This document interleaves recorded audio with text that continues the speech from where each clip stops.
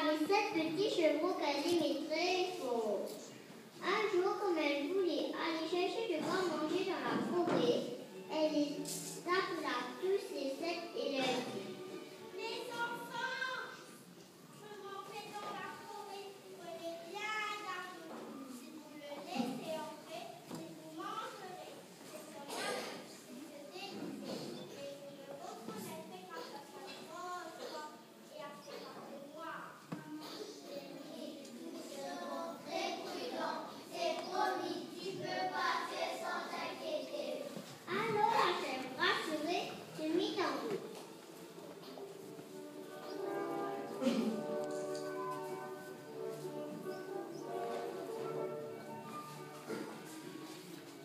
Peu de temps après, quelqu'un frappa à la porte et dit: Ouvrez les chevaux forts, c'est votre maman qui rapporte quelque chose à chacun de vous. Mais les petits chevaux reconnurent le loup à cause de sa grosse voix. Nous n'ouvrirons pas, notre maman n'a pas de droit. Tu as une grosse voix, tu es le loup. Alors le loup alla acheter un gros bâton de grès chez l'épicier et le mangea tout entier pour adoucir sa voix. Puis il revint, frappa à la porte et dit: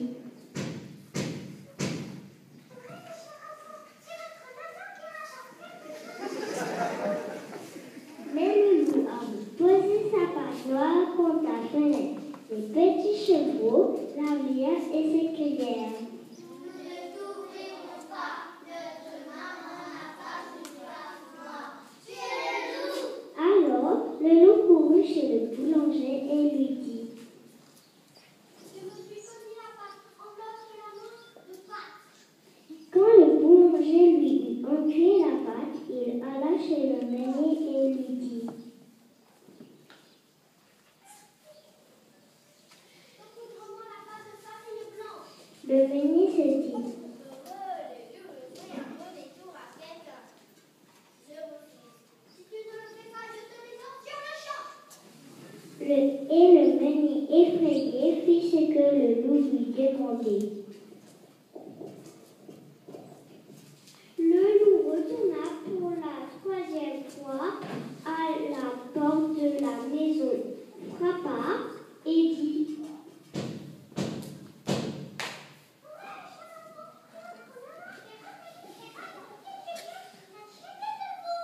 On veut ta patte et nous serons situés de maman chérie. Le loup posa sa patte blanche contre la fenêtre. Quand ils la virent, les chevaux crurent ce que le loup avait dit et ils ouvrirent la porte. Mais qui entra? Les petits terrifiés voulurent se cacher, l'un sous la table.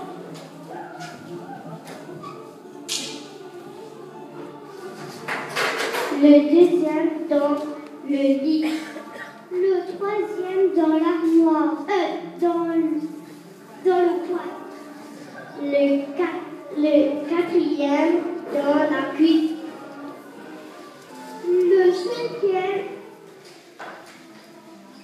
dans l'armoire, le sixième sous la basse et le septième dans le boîtier de l'horloge. Mais le loup les découvrit tous et les enfourna l'un après l'autre dans sa gueule. Tous, sauf le plus petit qui s'était caché dans l'horloge. Quand le loup fut bien rassasié, il repartit et alla s'étendre sous un arbre où il s'endormit.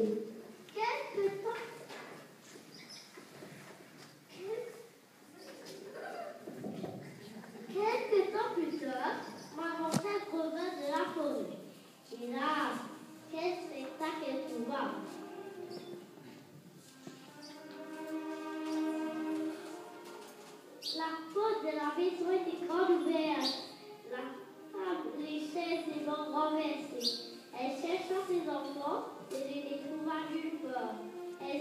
des appelés par le nom. David, Gaston, Rebecca, Lia, Florian, Mylan. Enfin, quand un enfant le plus jeune, une petite voix s'écria.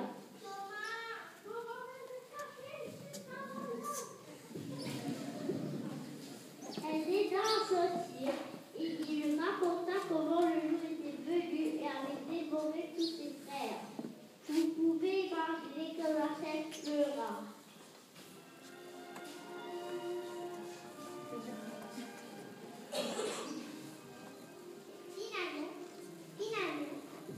Finalement, accablée de chagrin, elle partit de chez elle avec son petit cheval continué à côté d'elle. Quand elle arriva dans le pré, le loup était couché sous l'arbre et ronflait si fort que les branches en tremblaient. Elle s'approcha et vit quelque chose qui bougeait. Dans son ventre rebondit.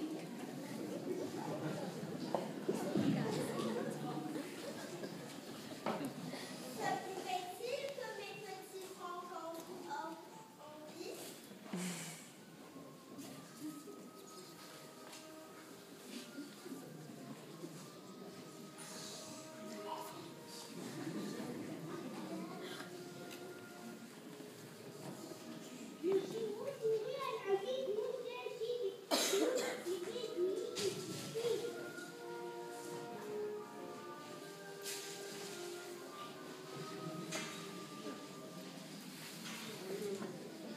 Le chevreau coupa la chaîne coupa la pointe du monstre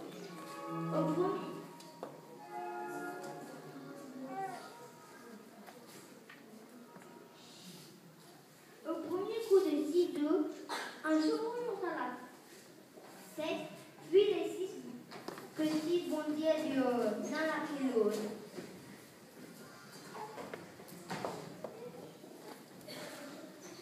Il était bien vivant et n'avait même pas une égratignure car le monstre les avait avalés pour Ils mirent tous à sauter de joie.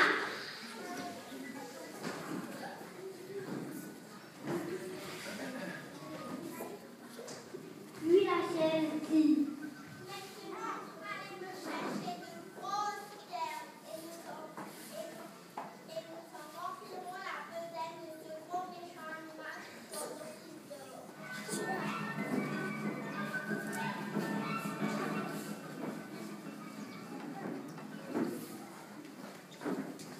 Les 7 chevaux traînaient les pieds des gros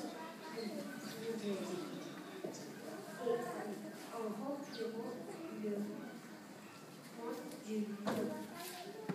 Avancèrent le pantalon de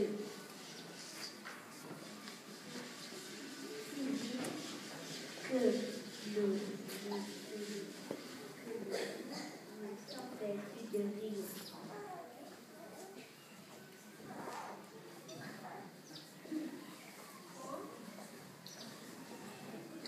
Quand il se réveilla, comme les pieds exclus, en faisant le vent, se mit